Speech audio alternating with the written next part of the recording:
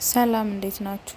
እንብላችሁ ቤተሰቦች ዛሬ የምናዘጋጀው ሰውነታችንን ለማጽዳት ወይም ዲቶክስ ለማድረግ የሚረዳንን የጁስ አይነት ነው።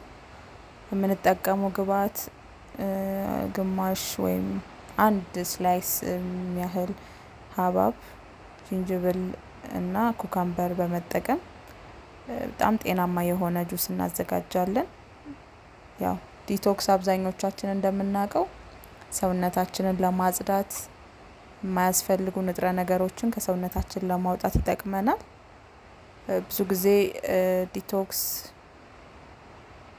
ጠዋት ላይ ብናደርግ ይመከራል ወይም ማታ ላይ። ምክንያቱም ጠዋት ላይ በምናደርግበት ሰዓት ሰውነታችን ውስጥ የነበረውን አላስፈላጊ ንጥረ ነገር አስወጥቶ ለቀጣይ ሰውነታችንን የምንመገበውን ምግብ በደንብ ዳይጀስት እንዲያደርግና ሜታቦሊዝሙን ወይም ደግሞ ስርዓተ ምግብ መፈጨት ፕሮሰሱን ጤናማ እንዲሆን ይረዳዋል ማለት ነው።